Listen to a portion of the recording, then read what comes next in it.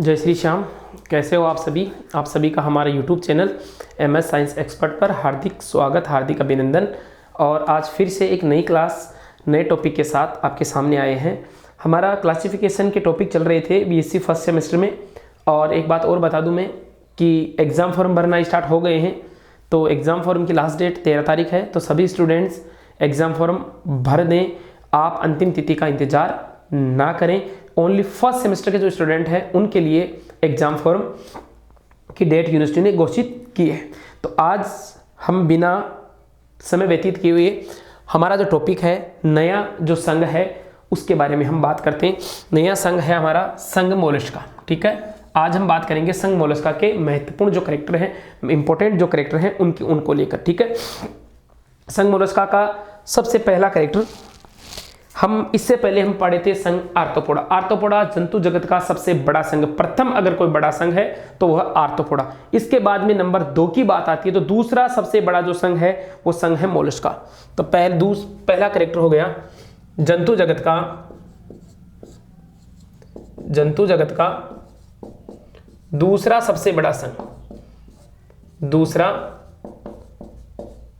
सबसे बड़ा संघ है ये। प्रथम जो सबसे बड़ा संघ है वो है संघ आर्थ्रोपोडा और दूसरा जो सबसे बड़ा संघ है वो संघ है मोलस्का। ठीक है, कोमल शरीर वाले कवच युक्त जंतु हैं। इनका अगला करैक्टर है कि इस संघ के जो प्राणी हैं वो कोमल त्वचा वाले होते हैं। कोमल त्वचा युक्त, इस संघ के प्राणी कोमल त्वचा युक्त और कवच युक्त होते हैं। कवच युक्त अर्थात इनके शरीर के बाहर कैल्शियम कार्बोनेट का कवच पाया जाता है। जंतु जगत का दूसरा बड़ा संघ है और इस संघ के जंतु कोमल त्वचा वाले जंतु या कवच युक्त जंतु कहलाते हैं। स्वच्छ जलीय भी हैं, समुद्र जलीय भी हैं और स्थलीय आवास की बात करें इनका तो समुद्री जंतु भी हैं ये, अर्थात लवणीय जल में, मेरीन वाटर में भी समुद्री जंतु भी हैं। इसके अलावा स्वच्छ जल में भी पाए जाते हैं इस संघ के कुछ जंतु, स्वच्छ जलीय भी हैं। और अगले बात करें तो कुछ जंतु स्थलीय आवास में भी पाए जाते हैं, मतलब तीनों प्रकार के आवास में पाए जाने वाले जंतु। संघ मोलस्का के जो जंतु हैं इनके अध्ययन को मेलेकोलॉजी कहते हैं। मोलस्का के जंतुओं का अध्ययन मेलेकोलॉजी विज्ञान की वह शाखा या जीव विज्ञान की वह शाखा जिसमें संघ मोलस्का के जंतुओं का अध्ययन किया जाता है, मेलेकोलॉजी कहलाता है। मेलेकोलॉजी मोलस्का के अध्ययन को मेलेकोलॉजी कहते हैं। मोलस्का के अध्ययन को क्या कहते हैं बेटा? मेलेकोलॉजी कहते हैं। और इस संघ के जंतुओं के कवचों का अध्ययन, अगर इस संघ के जंतुओं के ऊपर जो कवच पाया जाता है कैल्शियम कार्बोनेट का, और कवचों का जो अध्ययन किया जाता है, कवचों के अध्ययन को कोन्कोलॉजी कहते हैं। कोन्कोलॉजी, तो कोन्कोलॉजी और मेलेकोलॉजी दो शब्द आए हैं नए निकलकर।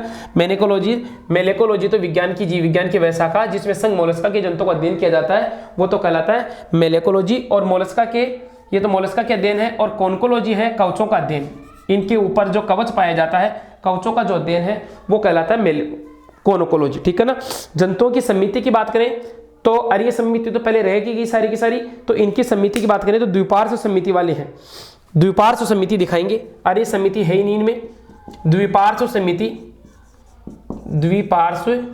समिति पाई जाएगी। दूसरी बात, कुछ जंतु जो है इनमें थोड़ी सी ऐंठन पाई जाती है, शरीर में ऐंठन पाए जाने के कारण इनका शरीर 8, जो गणित का 8 होता है, मैथ्स का 8 होता है, 8 की तरह दिखाई देता है। और इस 8 के कारण, इस ऐंठन के कारण इन कुछ जीवों का जो शरीर है वो असममित होता है। जैसे सीपी घोंगा जिसको बोलते हैं, सीपी जो है उनका शरीर कैसा होगा बेटा?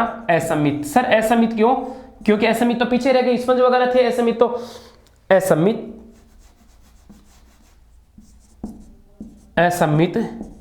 असममित क्यों होगा? क्योंकि इस संघ के प्राणियों में, संघ मोलस्का के प्राणियों में शरीर में ऐंठन पाए जाने के कारण शरीर की स्ट्रक्चर 8 की तरह बन जाती है। और इस एग्जाम्पल की बात करें तो जैसे घोंगा जो है वो एक प्रकार से किस टाइप का प्राणी हो जाएगा बेटा, असमित प्रकार का। वैसे सामान्य तो बात करें, नॉर्मली बात करें तो नॉर्मली इनमें बाइलेटरल सिमेट्री पाई जाती है, द्विपार्श्व समिति पाई जाएगी। शरीर की बात करें तो शरीर खंडित होगा, त्रिस्तरीय जंतु होंगे, ट्रिप्लोब्लास्टिक जंतु होंगे, अर्थात जिनमें एक्टोडर्म, मेसोडर्म और एंडोडर्म तीनों जनन स्तर देखने को मिलेंगे। शारीरिक संगठन अंग तंत्र स्तर का, जनन स्तर की बात करें तो जनन स्तर 3 होंगे और जनन स्तरों के आधार पर जंतु कैसे होंगे बेटा, त्रिस्तरीय होंगे, त्रिस्तरीय जंतु होंगे, अर्थात ऐसे प्राणी जिनमें भ्रूण उत्पत्ति के दौरान तीनों जनन स्तरों का निर्माण होता है, एक्टोडर्म, मेसोडर्म और एंडोडर्म, वो त्रिस्तरीय जंतु कहलाते हैं। और अंग तंत्र स्तर का शारीरिक संगठन की बात करें तो शारीरिक संगठन अंग तंत्र स्तर का होगा, अर्थात शोषण, पाचन, उत्सर्जन के लिए स्पेशल इनमें ऑर्गन सिस्टम देखने को मिलेगा। शरीर पर कैल्शियम कार्बोनेट का, ये तो पहले भी बात होगी, दोबारा और लिख देते हैं अपन, शरीर पर कैल्शियम कार्बोनेट का कवच पाया जाता है। ठीक है, शरीर अखंडित होगा, विशेष आकृतियों वाला होगा और 3 भागों से मिलकर बना होगा। शरीर अखंडित, शरीर जो एनेलिड्स का खंडित होता है, शरीर अखंडित होगा, अखंडित शरीर होगा और विशेष आकृति, मैंने बता दी जैसे 8 की तरह विशेष आकृतियों का होगा। अखंडित शरीर और विशेष आकृतियों का बना हुआ यह शरीर होगा और शरीर 3 भागों से मिलकर बना होगा, सिर हो गया, आंतरांग हो गया और पेशीय पाद। शरीर 3 भागों से मिलकर बना होगा, शरीर में 3 भाग देखने को मिलेंगे, सिर हो गया, आंतरांग हो गए और पेशीय पाद, मस्कुलर फुट, जिनके द्वारा ये लोकोमोशन करता है, गमन करता है, पेशीय पाद। तो शरीर में 3 प्रकार की विशेष रचनाएं देखने को मिलेगी, सिर मिलेगा, आंतरांग मिलेंगे और पेशीय पाद। इन तीनों से ये शरीर के भाग हैं, तीनों से मिलकर शरीर का निर्माण होता है। ये बात हो गई। त्वचा नरम और स्पंजी होगी और एक बात और मैं बता देता हूं, इनकी जो त्वचा है वो नरम स्पंजी होगी, जिसको बोलते हैं मेंट, चारों ओर इनके जो स्किन का जो आवरण होगा वो मेंटल कहलाएगा और मेंटल द्वारा ही इनके कैल्शियम कार्बो, मेंटल द्वारा ही इनमें कैल्शियम कार्बोनेट का स्राव किया जाता है। त्वचा का बाह्य स्तर जो है मेंटल कहलाएगा और मेंटल के द्वारा कैल्शियम कार्बोनेट का स्राव किया जाता है, जो इनका बाह्य कवच है, जो इनका बाह्य कवच है। ठीक है, ये बात हो गई। पाचन तंत्र पूर्ण होगा, जिसमें पीसने के लिए रेडुला नामक पेशनी अंग, पाचन तंत्र पूर्ण होगा, आहार नाल पूर्ण कंप्लीट होगी, पाचन तंत्र पूर्ण होगा,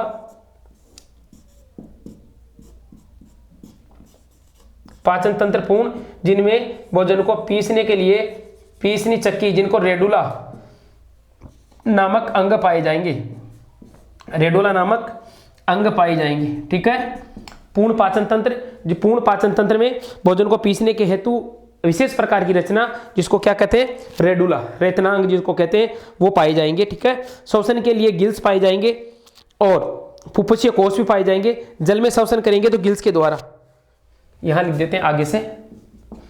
श्वसन की बात करें तो श्वसन के लिए गिल्स पाए जाएंगे, श्वसन के लिए गिल्स पाए जाएंगे और जलीय जब श्वसन होगा तो जलीय श्वसन, स्थलीय श्वसन के लिए ये तो गिल्स हो गए और स्थलीय श्वसन के लिए फुफ्फुस, स्थलीय श्वसन के लिए इनमें बेटा फुफ्फुस, लंग्स देखने को मिलेंगे। ठीक है, उत्सर्जी पदार्थ के रूप में अमोनिया या यूरिक अम्ल का उत्सर्जन करेंगे। इनके उत्सर्जी पदार्थ कौन हैं? उत्सर्जी पदार्थों के आधार पर 3 प्रकार के एनिमल होते हैं, यूरियोटेलिक, एमिनोटेलिक और यूरिकोटेलिक। तो उत्सर्जी जो पदार्थ हैं, इनके उत्सर्जी पदार्थ मुख्य रूप से अमोनिया, जब जल में होंगे तो अमोनिया का उत्सर्जन करेंगे और जब स्थलीय होंगे तो ये किसका उत्सर्जन करेंगे, यूरिया का उत्सर्जन, यूरिक अम्ल का, यूरिक एसिड का, जो पक्षी वगैरह करते हैं। एवीज में भी यूरिक एसिड ही उत्सर्जी पदार्थ है, एक्सक्रीटरी मटेरियल है। तो अमोनिया और यूरिक अम्ल इनमें उत्सर्जी पदार्थ है। ठीक है, इसके अलावा बात करें लिंग की बात करें तो पृथक लिंगी प्राणी होंगे, ये एक लिंगी प्राणी होंगे, एक लिंगी प्राणी होंगे, अर्थात नर व मादा दोनों अलग अलग प्राणियों में होंगे, एक लिंगी प्राणी होंगे। और जल को ग्रहण करते समय जल को जांचने के लिए एक विशेष अंग पाया जाता है, जिसको बोलते हैं ओस्पिरिडियम जलेक्सी का बोलते हैं। रसायन ग्राही एक अंग है, जिसको रसायन ग्राही भी कह सकते हैं। और दूसरी बात, संवेदांग भी एक प्रकार का संवेदांग है, संवेदी अंग है, ये संवेदी अंग है। जलेक्शिका या ओस्पिरिडियम, जलेक्शिका कहलाती है, ओस्पिरिडियम कहलाती है, जो इनके अंदर प्रवेश करने वाले जल की जांच करता है कि किस प्रकार का केमिकल युक्त जल आ रहा है कि नहीं आ रहा है। अर्थात जल प्रवेश के दौरान जल की निष्पक्ष जांच के लिए इनमें विशेष प्रकार का ऑर्गन पाया जाता है, संवेदी अंग पाया जाता है, जिसको क्या कहते हैं, जलेक्शिका कहते हैं। परिवर्धन की बात करें तो अप्रत्यक्ष परिवर्धन की बात करें तो अप्रत्यक्ष परिवर्धन होगा, और जहां पर बेटा अप्रत्यक्ष परिवर्धन होता है वहां पर बेटा क्या बनता है, लार्वा बनता है, और लार्वा का नाम है ट्रोकोफोर लार्वा। लार्वा अवस्था देखने को मिलेगी, अप्रत्यक्ष पर इनडायरेक्ट होगा, इनडायरेक्ट डेवलपमेंट के दौरान ट्रोकोफोर लार्वा। निषेचन की बात करें तो निषेचन जो है आंतरिक और बाह्य दोनों प्रकार का, आंतरिक निषेचन भी होगा और बाह्य निषेचन भी, आउटर भी होगा इंटर भी होगा, बाह्य निषेचन दोनों प्रकार का निषेचन देखने को मिलेगा, आंतरिक निषेचन और बाह्य निषेचन। अप्रत्यक्ष परिवर्धन और अप्रत्यक्ष परिवर्धन के दौरान क्या बनेगी, लार्वा अवस्था बनेगी, ठीक है, लार्वा अवस्था पाई जाएगी। पाइला वगैरह, यूनियो वगैरह, सीपी वगैरह सारे के सारे इसके एग्जाम्पल की बात करें, एग्जाम्पल में कौन है, पाइला, यूनियो, सीपी, घोंगा जो भी बोलते हैं इसको, ये सारे के सारे संघ मोलस्का के प्राणी, ठीक है ना। इसके जो क्लास है, इसकी जो क्लासेज हैं वो आगे वाली क्लास में हम देखेंगे। तो आज हमारा टॉपिक था संघ मोलस्का के महत्वपूर्ण कैरेक्टर। संघ मोलस्का के महत्वपूर्ण कैरेक्टरों में हमने बात की कि संघ मोलस्का के जीव हैं, कोमल त्वचा वाले कहलाते हैं, कैल्शियम कार्बोनेट का बना कवच होता है, और ये कवच इनके द्वारा इनके शरीर के ऊपर, इनके शरीर के अंदर ये जो स्किन है ना, ये कहलाता है मेंटल प्रवार, जिसको बोलते हैं प्रवार या मेंटल बोल दो, प्रवार। इस प्रवार के द्वारा स्राव किया जाता है कैल्शियम का, जो इनके शरीर के चारों ओर जमा हो जाता है, वही कैल्शियम जमा होकर कवच का निर्माण करता है। समुद्री जंतु भी हो सकते हैं, स्वच्छ जलीय भी हो सकते हैं, और स्थलीय भी हो सकते हैं। इनके अध्ययन को, संघ मोलस्का का जो अध्ययन है वो मेलेकोलॉजी कहलाता है। इनके कवच, इसके जो चारों ओर कवच है, उन कवचों का जो अध्ययन है वो कॉन्कोलॉजी कहलाता है। त्रिस्तरीय जंतु हैं, द्विपार्श्व सममित हैं, शरीर 3 भागों से मिलकर सिर, आंतरांग और पेशीय पाद। पेशीय पाद एक प्रकार के इनमें गमन के लिए सहायक अंग है। पाचन तंत्र पूर्ण होगा, जिसमें भोजन को पीसने हेतु रेडुला नामक रेतनांग पाया जाएगा, जो भोजन को पीसने में मतलब पचाने में काम करेगा। श्वसन गिल्स द्वारा भी होगा, और स्थल में, स्थलीय है तो वहां पर ये, क्योंकि हमने यहां पर बात करी थी कि जंतु इस संघ के जो जंतु हैं वो स्थलीय भी प्राणी भी होते हैं और जलीय भी। जल में होंगे तो गिल्स के द्वारा, और स्थल में होंगे तो लंग्स के द्वारा। इनमें उत्सर्जित पदार्थ के रूप में अमोनिया और यूरिक एसिड का स्राव करते हैं, और एक लिंगी प्राणी है, नर मादा अलग अलग होते हैं। रसायन को ग्रहण करते समय या जल को ग्रहण करते समय रसायनों के परीक्षण के लिए एक विशेष प्रकार का ऑर्गन पाया जाता है, जिसको कहते हैं ओस्पिरिडियम या जलेक्शिका, ठीक है। परिवर्धन है प्रत्यक्ष प्रकार का, आंतरिक और बाह्य निषेचन, पाइला, यूनियो, सीपी, सारे के सारे इसके एग्जाम्पल है, ठीक है ना। ऑक्टोपस हो गया, काइटन हो गया, ये भी इसी के एग्जाम्पल है, काइटन। उत्सर्जन की बात करें तो इनमें उत्सर्जन जो है, उत्सर्जन के लिए विशेष प्रकार के अंग पाए जाते हैं, जिनको बोजेनस के अंग बोलते हैं। बोजेनस के अंग, सर्वप्रथम बोजेनस ने इनके बारे में बताया, उत्सर्जन अंगों के बारे में, इसलिए उत्सर्जन के लिए मैंने बता दिया। उत्सर्जन के लिए विशेष अंग पाए जाते हैं, जिनको बोजेनस के अंग या केबर के अंग भी बोलते हैं, केबर के अंग भी कहते हैं इनको, केबर के अंग। इस प्रकार आज हमारा जो टॉपिक था संघ मोलस्का वो कंप्लीट हो गया है। नेक्स्ट क्लास में हम बात करेंगे संघ मोलस्का की जो क्लासें हैं। मैं आपको बता देना चाह रहा हूं कि हम जितना भी वर्गीकरण पढ़ रहे हैं वो अप टू क्लासेस तक पढ़ रहे हैं, केवल वर्ग जो है वहां तक पढ़ रहे हैं।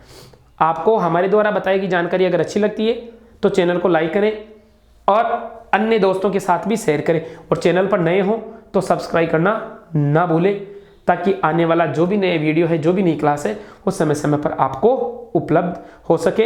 इसके अलावा आप और भी कुछ जानकारी चाहते हैं, फाइल संबंधी प्रैक्टिकल फाइल कैसे बनाएं, या प्रैक्टिकल कैसे करना है, प्रैक्टिकल संबंधी या मिड टर्म संबंधी इंपॉर्टेंट क्वेश्चन है उनके बारे में अगर आप कुछ भी जानकारी चाहते हैं तो आप कमेंट सेक्शन में जाकर कमेंट्स कीजिए, और उसके बारे में आपको जल्दी ही क्लास मिल जाएगी। Thank you.